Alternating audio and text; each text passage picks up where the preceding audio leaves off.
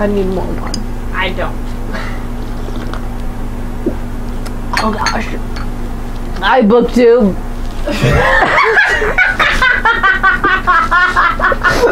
If you're gonna laugh at me that much, I'm gonna drink more.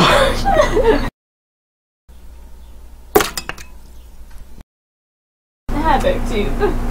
I'm Sarah. And I'm Rebecca. And today we're doing The Terrible Tomes Tag. it was written by A Bookish Balance, but she balances books. How does she do it? But we were tagged by Shelby from Read and Find Out. Question number 1. Okay. A book you DNF'd in less than 1 chapter. That's a really short amount of to not finish. That's like, I don't even fucking care, I'm giving up. Fuck this book, yeah. But I have finished books. I have finished books in a amount of time. I have this habit. If I go to bed and I just like want to read for a little while and I don't know what I'm gonna read, I read digital. I do read physical books, but I do like digital books. I like ebooks. And I'll buy a lot of romance ebooks because like they're just easy to find and quick to buy. I read the descriptions and stuff and I buy a couple and I just read a little bit and then I put most of them I don't read again. I read some pages and I'm like, I'm into this or I'm not into this. And if I'm gonna read a stupid, cheap romance book, it's gotta be like candy. I try to give books until the 100-page mark. I'm trying to get better at DNFing books. I do it all the time. I'm really horrible. trying to get better at I'm DNFing fine with books. it. My time is precious. Yeah, my time is precious. Question number 2. Get out of my book.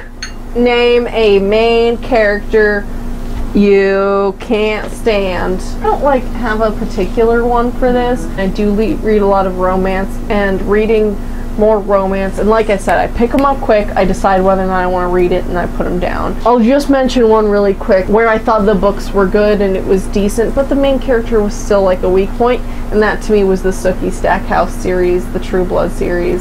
How many of those did you read? 1.5. Sookie really fucked it up. The thing was that, and I know this changed in later series, but the early parts, I'd already watched the show. Because I got so much out of the show that I didn't need the book. Oh, Sookie, here I come. Like, that's True Blood in a nutshell, all the seasons. So for this answer, I picked Shadow from American Gods. I tend to not like Neil Gaiman's main character. Shadow in particular was like the dullest, most like boring protagonist I'd ever read. There's a big problem in young adult novels right now where like a lot of the protagonists are like bland, pale, brown-haired girls, and I felt like that was Shadow in American Gods, where he was just like this no personality character for the reader to insert himself in. And I felt nothing from him, and I did not root for him at any point in the book. I didn't like Shadow. question 3. Angst. Name a book with a suffocating amount of angst. Romeo and Juliet. Oh my god, that's perfect! Straight up, like, Romeo and Juliet people think is the epitome of romance, and I feel like people only think that if they haven't read it. Romeo and Juliet is a fucking angsty teenager, or 2 of them, in a nutshell. Yeah. And they don't know what the fuck is going on, and they're so angsty. Not shocking anyone here when I say, Romeo and Juliet die at the end. Oh my god! What'd you say?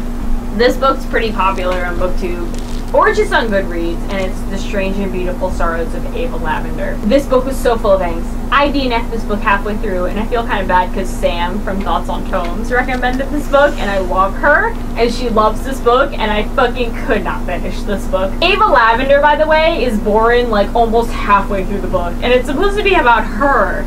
And it's like, the first chunk of the book is about her grandmother and her life, which is fine. And then afterwards, Steve! No, Steve! We're leaving Steve. Steve fucking hates us. Steve is over. Anyway, this fucking book, Ava Lavender's mother is the fucking worst.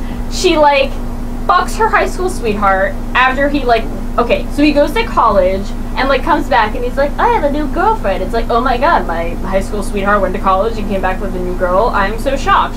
And then they, like, fucked in a garden and she got pregnant with twins.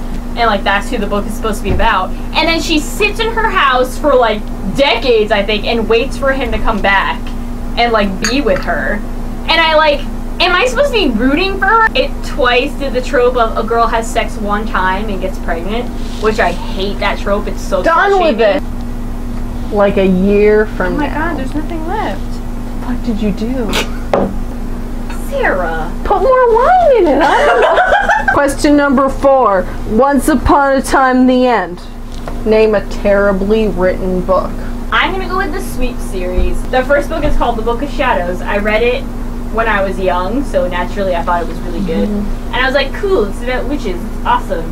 And then as an adult, I got the first and I think the second one, and I read it on a plane because they're like 100 pages each. I think this came out in like the 90s, and it is about a girl who discovers like a witch heritage, which of course I was drawn to because I've liked witches since I was like a kid. And it was just not great written, like writing wise, not very well done. Questioning, bland, unremarkable.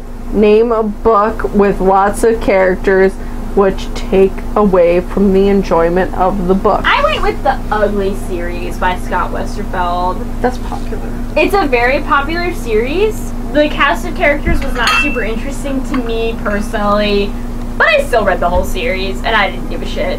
It's on the next page. Oh my god. Question whatever. Have I read you before? Name a book that lacks originality. So I talked about previously that I've read several of the Anita Blake series. I think I've read 14. Oh my god. The reason I stopped reading them, and I stopped reading way too late in the series, after, and I'm gonna guesstimate like book 4, they're like the same book. You and I both write, and we study like plot points. Yeah.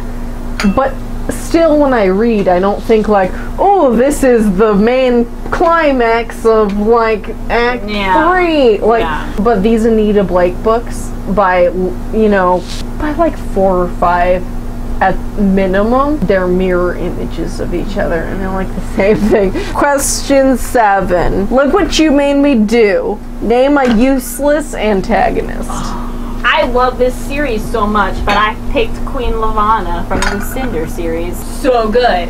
But the main antagonist, Queen Lavanna, not that interesting to me. Her like main motive is like the woman, the woman jealous of like younger, more beautiful people kind of thing, which I'm not into a woman antagonist being jealous of beauty thing. That's not for me. So we're past that. We're past that. That whole mirror thing, that was so 1950s. Yeah, I get that it was a retelling of fairy tales, but I wish Queen Lavanna had more of a motive for her actions besides like, oh, I'm so beautiful. Superhero movies right now. A key element to movies should be, if your hero is in danger, you feel like your hero is in danger. And when was the last fucking time that you saw a superhero movie that you were like, what if Iron Man dies? First of all, if Iron Man died, I wouldn't even care. Therefore, none of these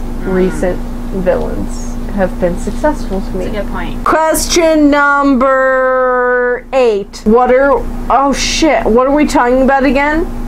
And a book you can't remember much of.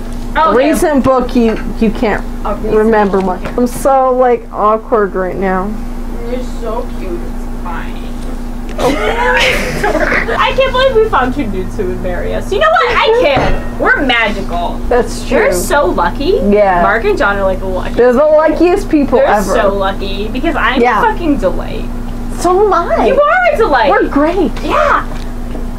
What's a book that you read recently that you can't remember? It was so bad. She doesn't remember the book. Question number whatever. You can do better, Rebecca. Name a horrible significant other. A shitty love interest. I'm gonna go with the book called And I Darken. It would be sick. Please don't vomit. Vomit? What if I just... A lot of this book is about this girl and her brother Radu, who's like super gay. Radu? It's like Ragu, but with a D. Spell it. R-A-D-U. Radu. I thought that'd be more interesting. They're like super interesting and like they're so different and their sibling relationship is cool.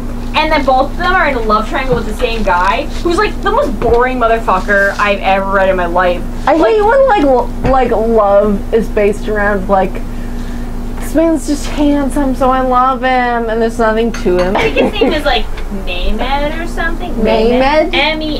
Mehmed, right? Mehmed. What a terrible name for a terrible person! And there's like awesome badass chick who like just likes to beat people up, and then this adorable sweet dude. Both fall for this fucking lame ass Mehmed. I'm hoping in the sequel that like Mehmed just gets impaled and like. Next question. I'm going to pretend that didn't happen. Worst character death. And I feel like I already know what you're gonna say. Do you? Is it tree person? Yes! Holy shit! You have not even read this fucking series! But you've talked about it Oh enough! my god, guys! It's amazing that this hasn't come up yet. I read the book Half Bad a long time ago, and I'm gonna spoil this shit out of this series. Fuck it, you don't want to read this motherfucking shit! Fucking series! Ruin it for yourself. So Half Bad came out, I enjoyed it. Half Wild came out, I enjoyed it. And then Half Lost is the third one, and it made me wish that I was dead. I was interested in this book for a lot of reasons. There's witches. I love witches. There's a love triangle with a bisexual main character. And like, awesome, right? Yeah. That sounds cool. Problem is, the girl is like the most boring, fucking annoying bitch ever to appear. And like, we have to deal with him being in love with her for like 2 books. And she's like basically a chair. Like that's what she is. She's just like a chair. He finally gets with the male gay character. They get together like 30 pages later.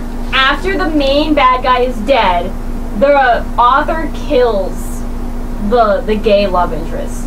And then the main character like goes into grieving for several years and then turns you into a tree on his lover's grave, and that's how the fucking series ends. Fuck it. Fuck it! I hate it! I hate it! You never even read it! You hate it! I'm never reading it! It's What's so your name? dumb! Fucker. Half Bad is the first one, Half Wild, Half Lost.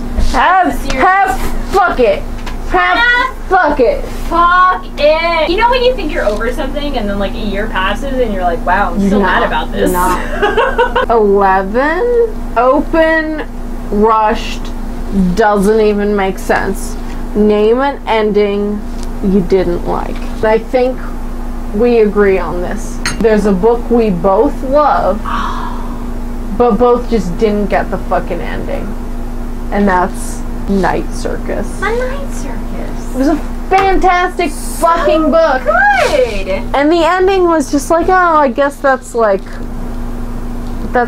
an ending. Next question. Can I throw you at a wall now? What book do we hate so much that we threw it at a wall? It by Stephen King. Fuck this book. I literally ripped it and threw it at a wall. I'm still pissed. Fuck it. I'm so done. 11-year-old gangbang, and that is enough information that you too should throw this book at a wall. We're done. We're done here. Done. We're so done. You know. Oh my god. This pumpkin doesn't smell like anything. Pumpkins don't smell like anything. Terrible tomes. That's a terrible tone. Thanks for watching. Thanks for watching. Watch us next time, please. I don't know what we're talking about. Something else. Something else.